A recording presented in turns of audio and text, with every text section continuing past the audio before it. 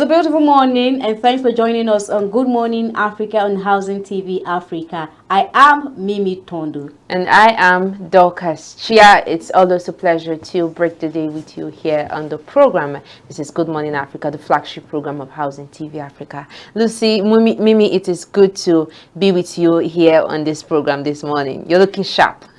Thank you. As usual, I have to. I love that. I love that. You have to, as someone will say, even on days when you don't feel your best, or you don't feel 100%, still show up.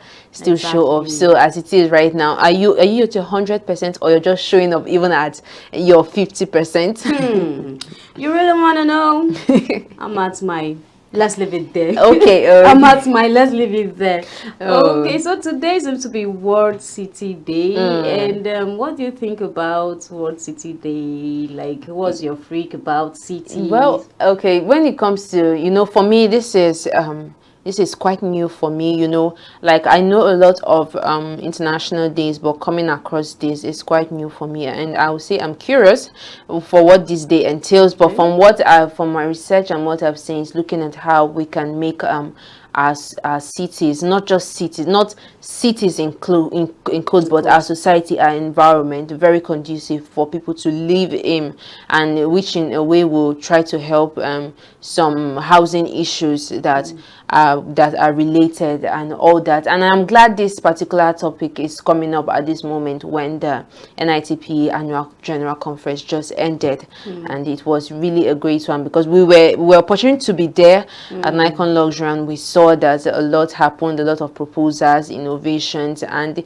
it's good to say that I feel the housing sector in Nigeria is in one way or the other pushing into the right direction, and we're hoping for change as time goes on in the society. Okay, so when you hear city, I wonder what comes to your mind. But because of the program, you get to know what city and how and what bodies and organizations are going to put in place to ensure that we have a standard city that is congestion free. Stay tuned. We'll take a quick break. After the short break, Good Morning Africa will return. For now, listen to I Can Make It.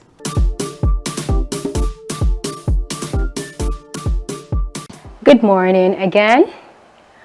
I trust we all slept very well, and I believe we woke up hopeful, because what I want to talk about is very relatable to every human being that walks the face of the earth. I want to talk about a 4-letter word, and that is time. T-I-M-E, time. You've all heard of the song. I think they sang that song, or whoever sang it like a while ago. Time, not money, oh, something like that. And then there's also the saying that time is of the essence. And they also say once you lose time, you can't have it back. And that last phrase is what I want to dwell on. Now, just think along with me for a moment, okay? From the time you were born to the time you draw your last breath, what happens in between? Food for thought, right? They say from the cradle to the grave. What have we achieved in between? I heard a very respectable apostle say some time back that the human life is segmented into 4 sections: the morning time, afternoon time, evening time, and the night time. And what struck me about this was, and still is, the night time of a human being's life. Because at that point in time, I call it the wrap-up time. You know how it is when probably you're shooting a movie and they say, wrap it up. That is the wrap-up time of every man and every woman on the earth. That is a time where you're brushing up on the legacy you've left behind. That is a time where you're brushing up on the values, the worth, the morals, surrounding your life. Little wonder that people that have taken out time to know what essence of time means, they don't joke. They don't have time to waste. You look at them and you're wondering why they're always on the run, why they're always on the move. They have focus.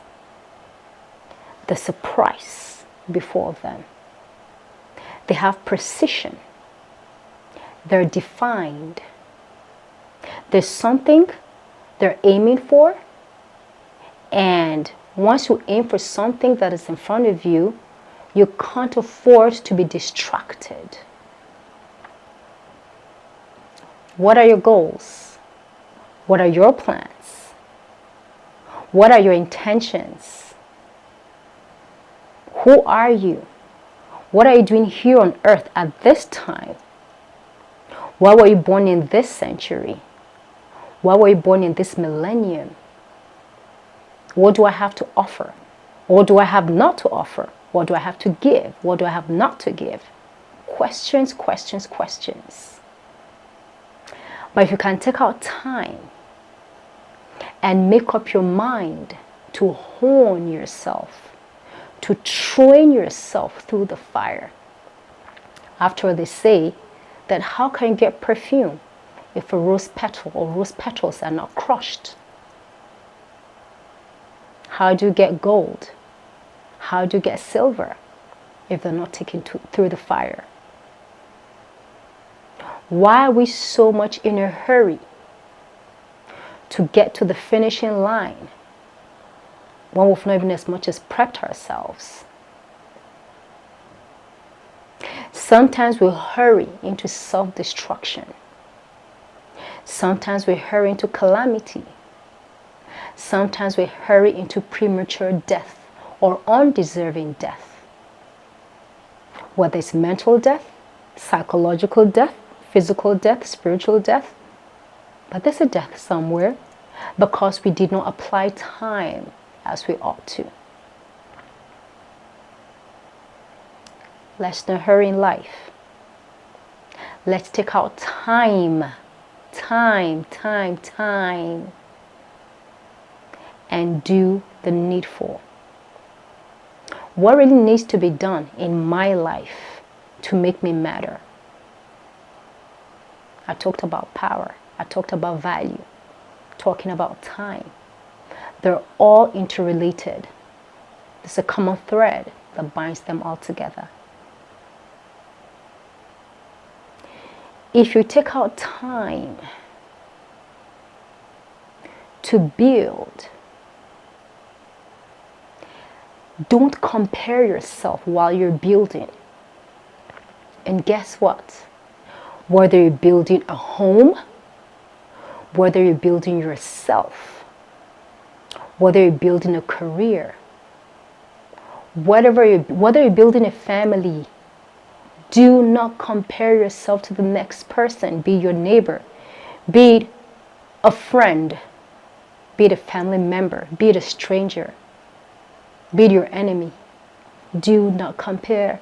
It's so dangerous. You are you, and uniquely tailored for that matter. Aside from twins that look alike so much, even at that, I read somewhere that it has been scientifically proven that no human being has the same palm print. That is how different you are from the next person. So why not run your race per time? Take out time and do you. Build yourself and train yourself to be unique. Do not waste time. Because once you lose time, you can't get it back. Oh, I was going to read that book like 2 days ago. If I'd started, I would have been probably on chapter 44. But because I didn't read 2 days ago, I'm on chapter 20. I can't bring back 2 days ago. I can't bring 2 days ago into my reality or into my present. It's not possible. It's not doable. So let's make use of what we have right now. Let's make up for the time lost. They say make hay while the sun shines. Time is of the essence. It's important to maximize time. Because when we get to the latter phase of our lives and we look back, we could say that, that wasn't bad at all.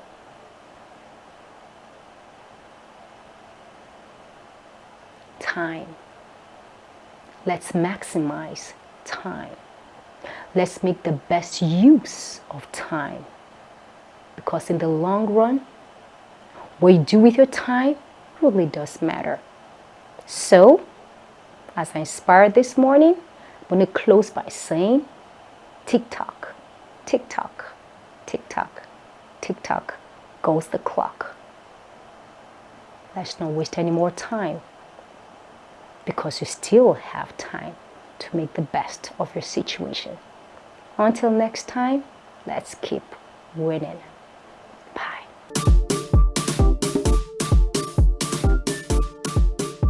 Welcome back. If you are just joining us, this is Good Morning Africa here on Housing TV Africa, and it's good to know that you are still there watching the program. Today, just before we went on that break, we gave you a little glimpse of what our topic of today is, and today we are going to be discussing or looking at what cities stay in focus to the role of town planners when it comes to urbanization and decongestion, and also looking at the theme for this year's celebration. And to throw more light on this particular topic, we have in the studio town planner Dr. David Olawale. He is the immediate past National Public Relations Secretary for the National Institute of Town Planners. It's good to have you in the studio, Dr. Olawale. Thank you for having me this morning. Good morning. Good morning, Dr. Olawale. Thanks for joining us. It's my pleasure. Okay, so let's just dive into the topic for today. You are a town planner, and like I said, the topic is World Cities Day. And for people who are wondering, because it's not all that familiar until you get close to the housing sector before you get to know things like this. So we just want you to give a quick rundown on what this particular celebration, or let's say sensitization, is all about. Well, thank you very much. When you say World Cities Day, is a day set aside to for the celebration of what we call a sustainable city, a sustainable settlement. The cities or the settlements that are convenient, conducive, and is good for habitation for human life.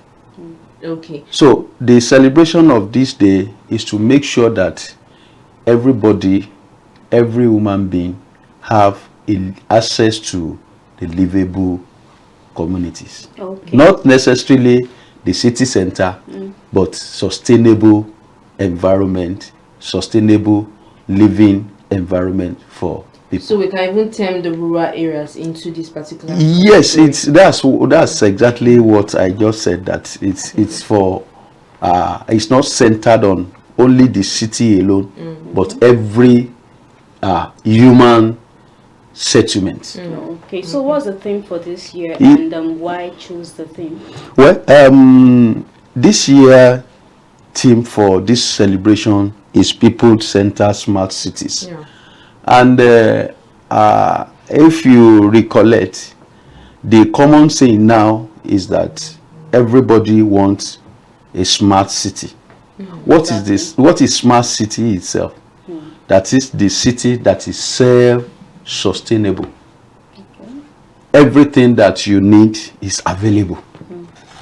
Wherever you find yourself, whether in the urban area, in the rural area, the infrastructure, the facilities that you need, to sustain yourself in that environment is available. That is what we mean by smart city. And when I say infrastructure, It covers everything that will make your living in that environment conducive. So, and that is the focus for this year's celebration, which they call people-centered smart city. Okay. When you talk about things like this, my mind just went straight to the Asian countries like China and Japan. You see, even their transport system also is very smart. It's very smart. It's smart. Yes, it's making life easy for people, and Yes. I'm glad that this day is being celebrated, and the awareness is being made for people to be aware of this. Okay, so you're talking of innovations. Recently, we have seen different innovations from different countries, just like she's saying. And there is one which caught my attention, where a house is being, you can move it anywhere, not a container house per se, but when you get it and you take it wherever you want to, it's movable, and wherever you want to, you set it up. So how soon will this get to Nigeria, and how has the town planners been yes, how has the town planners come hand in hand with all other agencies to ensure that this is brought to Nigeria? You see, when we talk of smart development, these are some of the things we are seeing. Innovations. Yeah. We cannot be doing the same thing the same way and expect different results. So now, when we are talking of mobile, we call them mobile houses. That is, it's not a permanent structure, or it's not stationed in a place. It's possible for you to, though the size may not be that big, but it is possible for you to move it, from one place to another, which we have seen in other climes. And coming back to your question, when should we be expecting this kind of development in Nigeria? It's, like I said, it's about innovation. The thinking is coming out every day, about how do we achieve this, how can we also fall in line with the level of development in other parts of the world. So basically, the experts are working seriously. They are working tirelessly in making sure that we achieve and that's why when we see good things, we try to see how we can, not just to copy it verbally, but what is suitable to our own environment. What is suitable to our own environment. So this kind of thing, experts are working seriously on it to make sure that we also have a similar thing in Nigeria. So I can say that very soon we should be expecting such innovation in Nigeria. Okay, so let's look at affordability of housing, because we cannot talk of innovations and neglect the fact that how finances are being put in place to establish this. Yes. So how can cities balance the need of affordable housing with demand of sustainable and resilience in urban developed areas? See, until we begin to go back to locally manufactured building materials, housing materials, before we go, because if you look at most of what we call, it's just a grammar that we are building affordable houses here and there, but when you look at the level of people that can afford what we call affordable housing, you see that in the real sense, it doesn't cut across all the sectors or all the categories of the income level. Of course, what we call affordable housing is in different categories. It's not, it's not until when we have the houses that just little amount of money can afford that before we can call it affordable. But what is important is that the houses that are being built, certain, level or category of people are able to afford, to afford it. But that, doesn't mean that we are getting it 100% right, because what the affordable housing means is that every categories of the sector must be able to have access to the housing. Okay. So, and until it goes round, you know, all the sectors, we cannot say that we are already, you know, we have already achieved that affordable housing. So it must, like I said, until we begin to go back to the local material.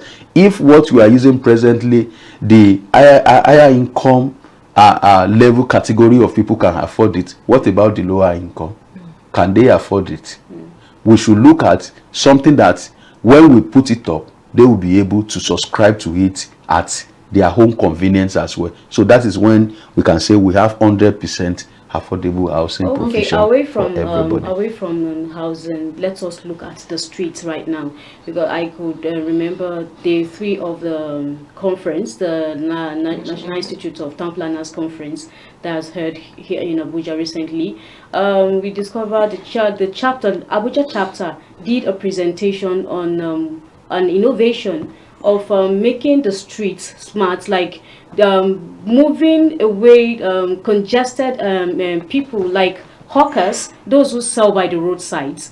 They brought in a plan that makes it look beautiful. Yes, you can sell by the street, but not anyhow, and removal of dumps by the roadside. So what do you think, and how do you think this plan can be achieved? Because it was a beautiful display where according to the display, they removed the dumps, and I can see we saw containers, beautiful containers being arranged on the lane, where if you want to sell your goods, you don't have to hawk directly on the road, beside the road, but at least a bit away from the street where people can just stop and buy. Thank you very much. You know, this still boils down to the issue of smart city we are talking about. Okay. In a smart city, you won't see indiscriminate displays, or display of goods, display of, you know, informal activities, you know. So it is a smart city is a city that is healthier, you know, clean, and you know, good for human habitation. So when you are talking of this plan that you are just referring to, is a proposal. The informal sectors, they are part of us. Okay. We can't ask them to go away 100%. But we should we must always find a way of accommodating them in a way that it will not affect the environment. And that is what we are talking about, the smart, you know, city. So like you said, you know, they gave different instances, like instead of just displaying their goods indiscriminately, you know, along the accidental open spaces or along the roads, you know, the area will be well planned, you know, having something befitting that even when you are passing, when you are going along the road, you know, it will attract you to even patronize them, to see what they are. Of course, like I said, they are informal, you know, a category of the environment, but at the same time we have to find a way of accommodating them, and that's what that plan is being tailored, you know, towards making sure that we accommodate them. We don't ask them to go, but they don't do their activities indiscriminately that can, you know, that can tarnish the image or the beauty of the environment, the sustainable city that we are advocating for. So when we have such, you know, plans, when we have such, you know, materials for them that they can use, like you can't just, you know, be going along this road and be dumping rubbish anyhow. You know, when we have different spots where you can dump your waste, maybe your used you know, polythene bag and some other things like that, you can, you have spots where you can dump them, and thereafter the waste management authority comes around, they evacuate them, and you know, everywhere will be neat. Okay. We have a clean and neat environment, and that's what we are talking about. Yes, I like the fact that you just brought up the issue of the dump refuse, because I was going to chip in. I was going to throw in a question on that, because you have mentioned the fact that we and they are designated those bins by the roadside where people can throw in their debts and everything. And if you go to different states, yes, those kind of things are happening here in the country, but still we are having we're having dump sites. I want you to talk on the issue of dump sites.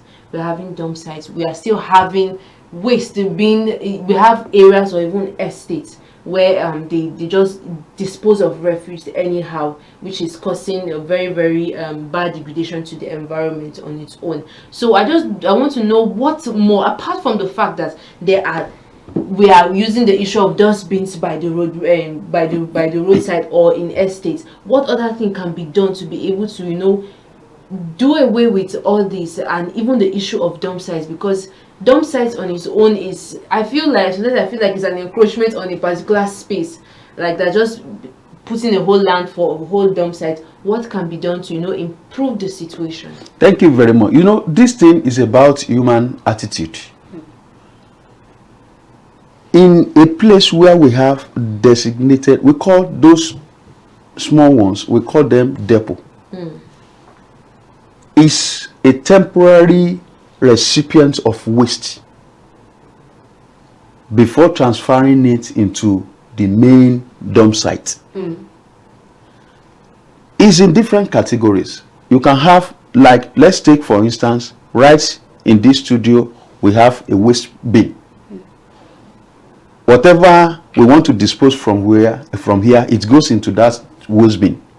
Thereafter, maybe after the close of work or early morning, the following morning, that waste bin will be emptied into the main waste bin outside the studio. Then, from there, the waste management authority will come around, they evacuate it and take it to the main dump site. That is the process. That is the way is being proposed. But the fact still remains that the human attitude, like I said, is affecting some of the way we manage our waste in so many occasions.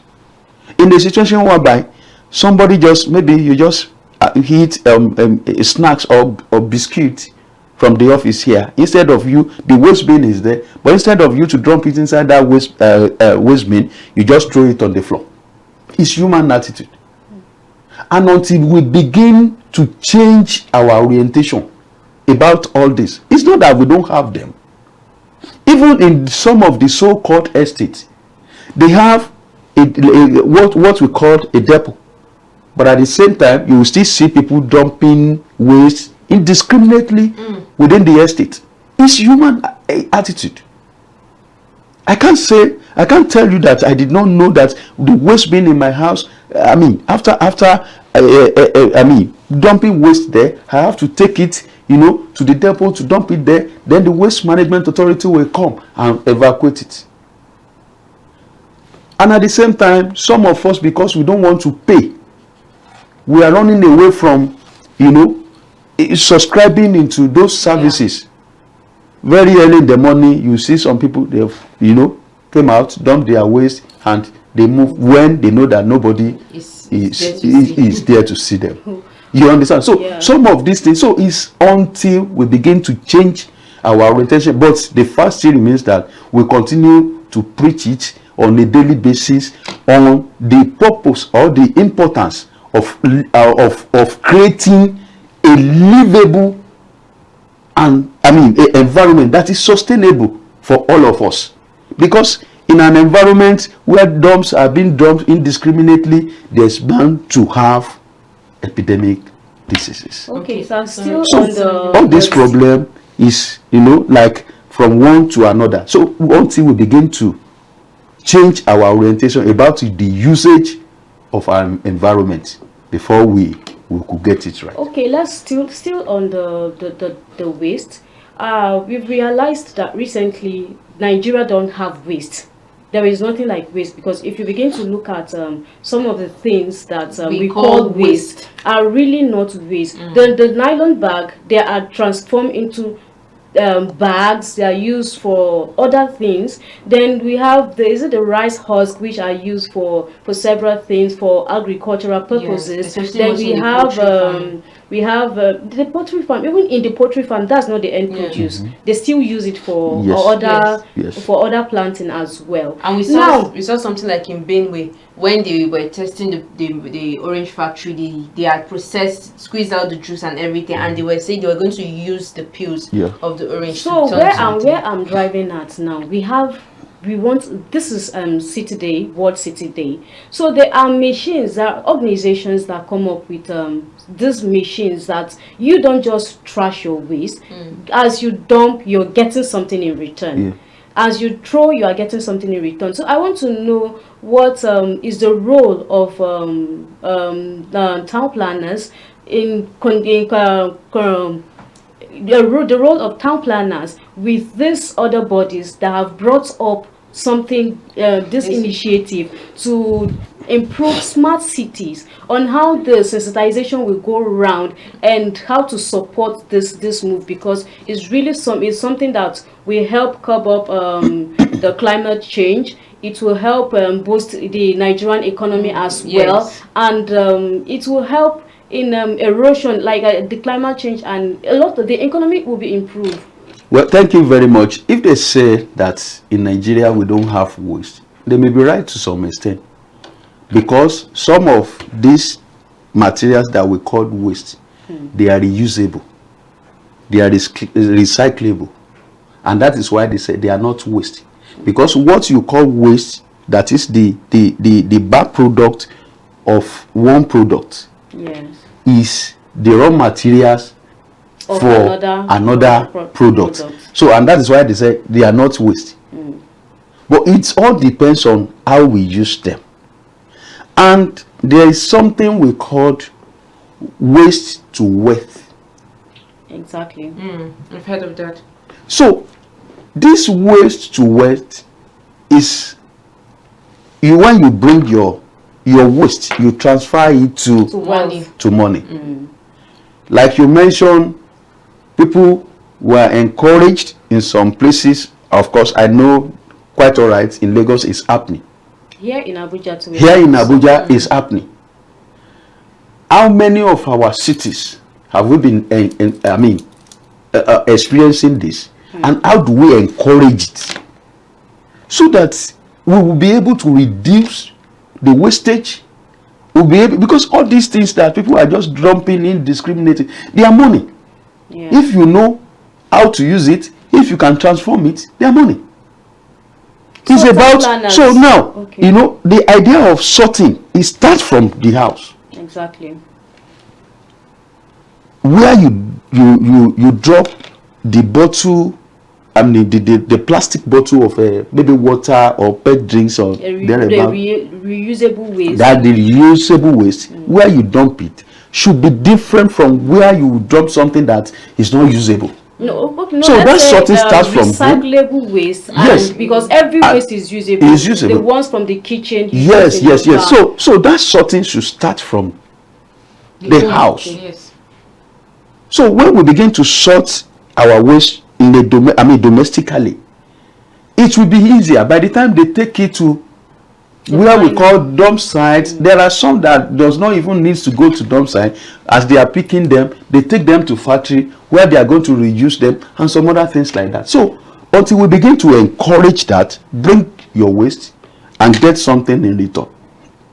Are you with me? Yes, sir. Bring your waste, get something in return, and that will encourage. In fact, I've seen instances where people begin to scout around for something like carton of even biscuits. All these, the papers, something. You see people, yes, they will even come to you. Do you have this? Do you have this to sell? Do you have that to sell? Because they know that the moment they buy it from you, they buy it at a particular amount.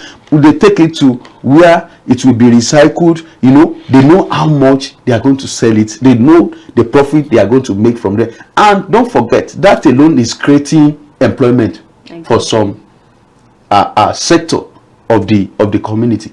So until we begin to encourage this,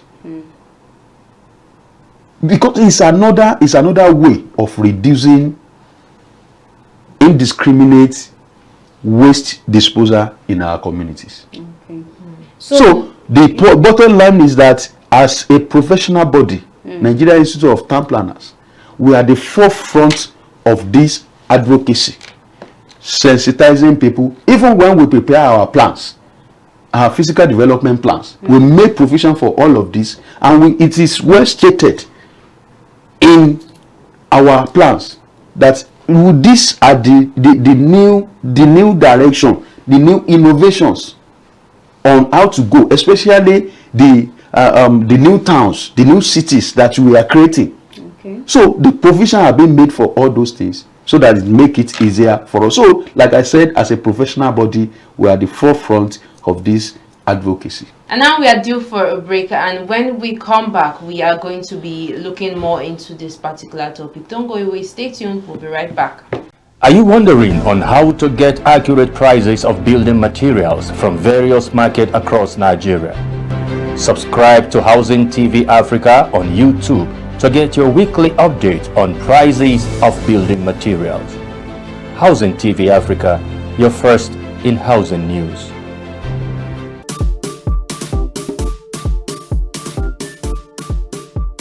In case you're just joining us, this is Good Morning Africa, and here in the studio we have been discussing about city development, because today is World City Day, and Dr. Town Planner David Olawale has been enlightening us on how they have put in place orders, and they are putting in place orders and activities to enhance a beautiful city here in Nigeria. And now we'll be looking at decongestion of the urban areas, so stay tuned as we'll bring you more. Okay, all right, so just before we went on that break, okay, I was saying we're going to take you back a bit, and earlier on when we spoke on smart cities, you made mention of we patronizing or making use of our local materials, our local building materials, and we've had this issue. Most times we are clamoring for patronizing Nigerian-made building materials and everything. When it comes to affordable housing deficit, we always clamor for the use of Nigerian-made building materials. And some people would like to talk of the fact that the reason why things from the imported materials are being used is because they feel those materials are more durable, they last well, and they have the capacity to stay well and give you the desired results that you need, more than that of the locally made building material. So I want you to talk on how we can, is there a way we can step up our game in that manner, so that when it comes to providing, when we're looking at smart cities right now, providing a smart city for individuals, we'll pick the option of using our local materials that will be able to give us the desired result. Thank you very much. Like I said the other time before we went on break, until we begin to change our orientation about some of these things, how are we sure, or how do we know that those imported building materials, they are good or they are quality than the locally made materials? Who define that quality of it for us? There are some of these materials that we are talking about that we are saying they are not good, they are not quality, they are not up to standard, this and that. It's about our orientation, because it's like our brain has been stick to the imported things, then we overlook our own locally made materials. Take for instance, if you look at, especially if you go to like rural areas or the core of some of our cities where the city emerges, you will see the local materials that people used to build the house over 100 years ago, and those buildings are still standing. But the so-called imported materials, go and check after 10 years, 20 years, you will see the state of those houses. So like I said, it's about our orientation. When we change our orientation that we can do it right, we'll get it right. And again, you remember, we have the organizations that has been saddled in ensuring the quality of these materials. They check the one that is being brought from outside. Why can't we also check and ensure or enforce the standard of our own locally made materials? Remember, these things will create a lot of opportunities for us because it will bring industrialization. We have seen recently, especially in some of our programs, African International Housing shows, where people come to display locally fabricated materials, and they are of good quality, even more than the imported ones. So when we begin to enforce that standard of our locally manufactured materials, we will get it right. We have the capacity, we have what it takes, we have the resources, we have the materials. Let's encourage the use of locally manufactured materials and make sure that we enforce it. These organizations should work, the government organization that are in charge, like SON, and other organizations that are in charge of making sure that these materials are up to standards.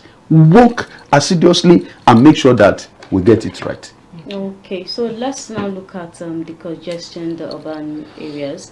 So what is the town planners doing about these congested areas? Well, thank you very much. Like I said in one of my responses to one of the questions earlier raised, that our plans are being tailored towards making sure that wherever you are, you are conducive, the environment is conducive for you to live, in terms of the infrastructure, in terms of the housing, into everything that you need. Let it be there. People-centered smart city.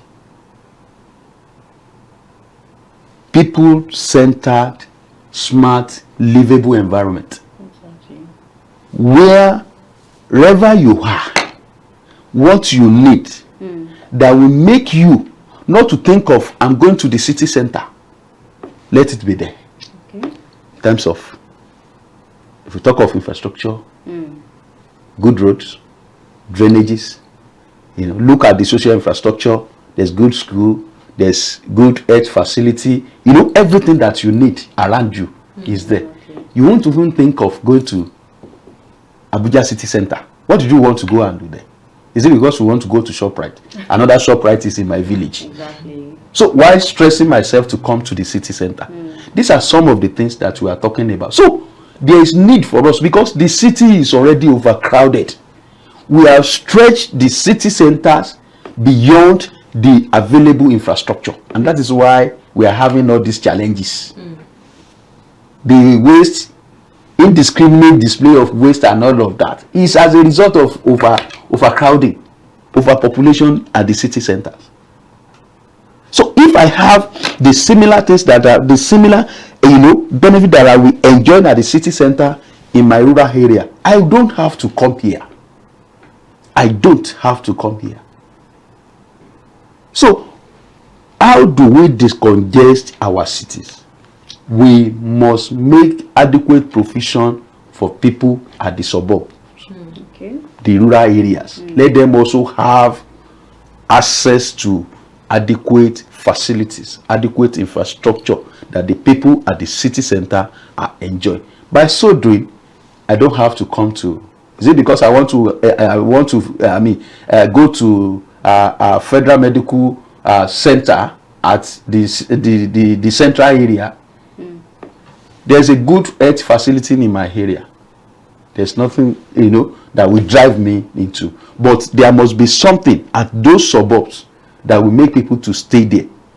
If there are factories, industries, places where people can work in the rural areas, everybody will not be moving towards the city center in the morning and in the evening, again thereby creating traffic problem on our roads. So now, you have stated the beautiful plans you have in the congestion these areas, and I must confess that in as much as you try to do one thing, there are other people or there are other bodies that are trying to sabotage your efforts. Now, so in such cases, what is the town planners doing to address it? Because there are a lot of issues that are sabotaging the efforts, because you've made mention of the plans town planners have to bring out a modernized city. So what is in place to address solve some of these challenges? Well, thank you very much. You know, there is this popular saying, there are enemies within and enemies without. How do we navigate through this should be our paramount, you know, our thinking. How do we cope in this kind of environment? There is always, of course, in terms of the professionalism, Yes, sir. all of us have our roles to play. But how do we avoid the conflict of interest? Conflict of one profession taking the job of another. Because these are some of the things that are causing, you know, what people are seeing outside, that maybe there is no agreement between even the professional bodies and all of that. But as town planners, we know our role, and we make sure and we always ensure that our members are stick to their area of expertise. Okay. So aside your body, because you made mention of health sector, now the government may provide health facility in some of the areas, but we discovered that when you get there, you don't get the medical attention you need. Now looking at the road, and we will see where road construction there, where they'll be assigned out for a construction, and you discover that nobody is working on the roads, and looking at electricity and some other things. So what do you have, what are your plans to ensure that these people cooperate, to ensure that the people who are living in the rural areas don't have any cause of moving to the city? Thank you very much. You see, like we always say, government alone cannot do it. Because if you look at the population of the country, providing all these amenities, government did not have that capacity. And the private sectors also have major role to play in this. Okay. So it's just a matter of, let's collaborate. If, take for instance, in the rural areas we are talking about, government can provide, maybe let's say, primary health care. What stops the private sector to come in with another higher level of health facility, like the secondary hospitals, that will complement the effort? Let me put you short. So, don't you think it will be harder on those people who are settling in the rural areas? Because definitely if a private sector is setting up something like that, their charges are high. But when a government set up these things, it's for the people. Yes. It's about, like I said, everything is still about changing our perception about all these things. When government creates an enabling environment for private sector to thrive, they will make their services affordable. Okay. For instance, a private organization want to provide a secondary hospital in an area. Governments have access, ownership of the land in that area. Why can't government make that land available at a very subsidized rate?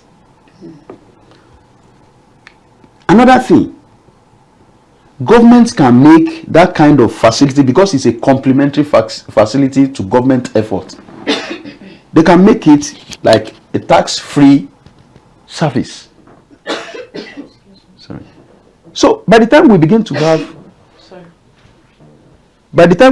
have all this kind of opportunity, those services will be affordable, and that is what we are advocating for. Yeah.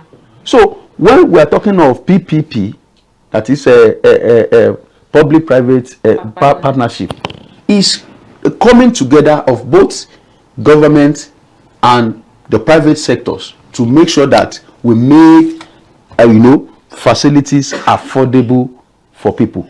In terms of housing, government can provide land, private sector will come in and develop, and because of government involvement in this housing provision, it's become affordable. The price will be reduced compared to an 100% private investor whose motive is to maximize profit. Yes.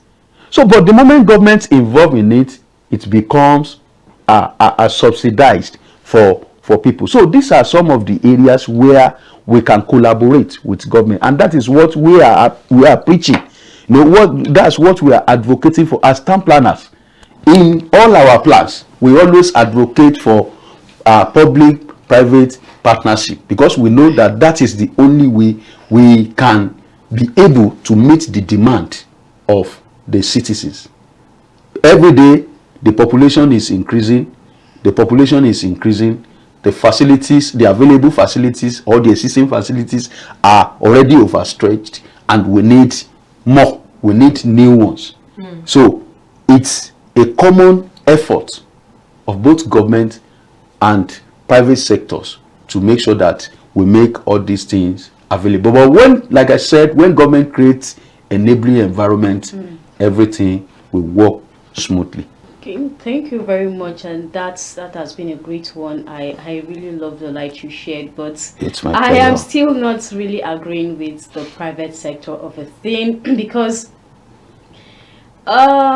Nigerians, we're meant to understand that tax is for the people and the government is for the people. And if you could remember, years back, before some of us were given birth to, our parents enjoyed free education, they enjoyed free medical care, they enjoyed a lot of benefits by the government. So why not make this thing in place? Though I'm not trying to argue, because we are discussing about city urbanization, and because you raised the issue of private owners working hand in hand And with government. That's why I'm saying this out. But in other words, I really appreciate it, and you are letting the people understand that all the bodies have to work together to ensure that we have a smart cities. So do you have, aside the ones you've mentioned, is there any other technology on ground that the town planners have in place for urban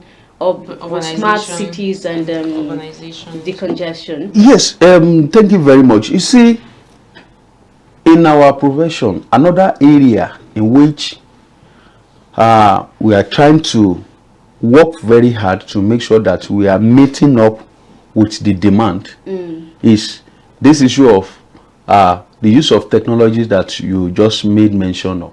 We make sure that we are advancing ourselves, and you see that we are just rounding up our annual international conference and annual general meeting. We are just rounding up, which you were part of, and you can see a lot of innovations. We have international collaborations where we rub minds together with the people, outside the country. We discuss, we look at things together. How can we adjust this? How can we improve on this? How can we? So we make sure that on a daily basis, as professionals, as an institute, we are building the capacity of our members to make sure that we are meeting the demand.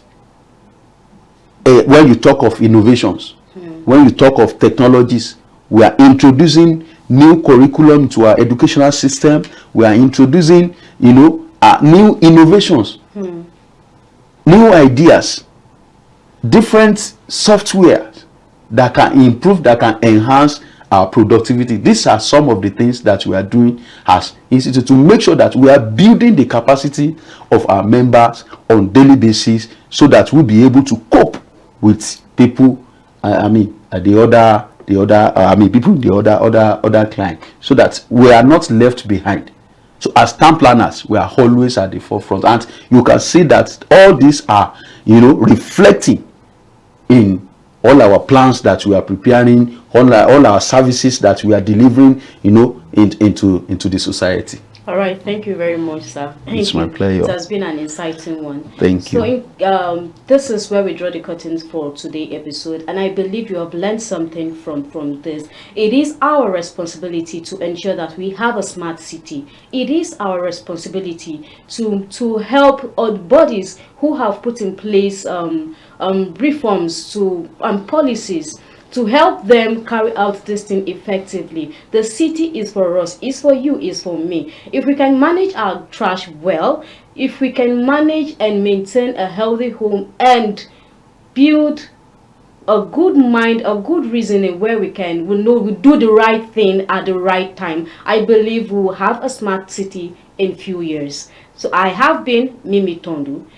And I have been Dorcas Chia. Thank you so much for joining us on the program today, and we hope it has been a very enlightening and interesting one for you so far. So to keep up with us on this particular program, Good Morning Africa, and other programs here on housing sector, even the news in the housing sector, you can follow us on our YouTube channel, Housing TV Africa. Do well to subscribe to it. Also follow us on all our social media platforms, and you can download the Housing TV mobile app on your Google Play Store and Apple Store to stay connected.